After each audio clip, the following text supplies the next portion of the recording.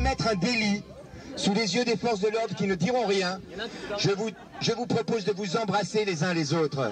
Il est l'une des figures médiatiques des anti-masques. Que tous ceux qui vont voir le chanteur Francis Lalanne. Les uns les autres. Liberté, liberté.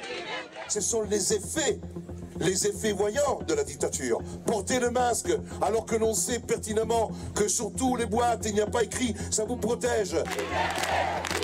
Le masque comme symbole de l'oppression, il serait inutile, voire dangereux pour la santé. Je n'ai pas peur. Je prends un traitement préventif, puisqu'il y a des traitements préventifs qui existent à base de vitamines, d'oligo-éléments. Ça fait 1 an que je vis très bien comme ça. Arrêter de supprimer les libertés au nom d'une maladie qui au final n'est pas ni Ebola ni la peste noire. Depuis le début de la pandémie, partout en Europe, des mouvements similaires pour s'opposer au port du masque. Ici, une chaîne humaine reliant l'Italie à la Suisse. Je suis persuadée que le virus n'est pas aussi dangereux que cela. Des mouvements qui flirtent le plus souvent avec l'extrême droite. À chaque fois les mêmes arguments avancés. Un virus pas si dangereux et une manipulation ourdie par le nouvel ordre mondial. Je veux que les gens sachent que ce n'est pas une pandémie. Non, c'est un plan. Un plan pour réinitialiser le monde, pour faire un monde différent, pour faire un monde meilleur. Sauf que pour faire un monde meilleur, nous devons abdiquer nos droits. Le virus, vous savez, c'est un outil pour utiliser le pouvoir. C'est l'élite mondiale qui organise ça.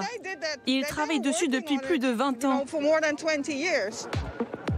Un complot mondial au bénéfice de l'industrie pharmaceutique.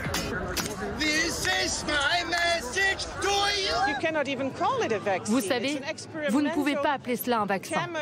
C'est une substance chimique expérimentale, vous savez.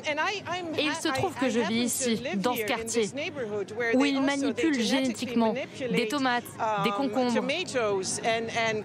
Et ils m'ont dit que c'était la même technologie. Et ils l'utilisent sur nous.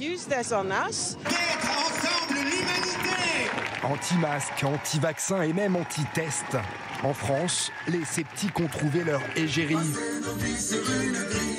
La généticienne Alexandra Henrion-Caude. Proche des milieux intégristes catholiques, l'ancienne directrice de recherche de l'INSERM, à la retraite depuis 2009, ne cesse d'alimenter la sphère complotiste.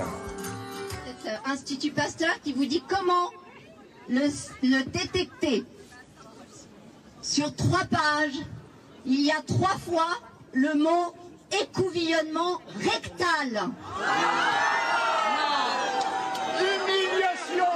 Ils vont de plus en plus loin. Nous sommes ça, ils sont malades. À Hong Kong, ils attachent les enfants au lit, les cas contacts. La généticienne compare ses mouvements anti-masques et anti-vaccins au rassemblement de la place Tiananmen en Chine en 1989.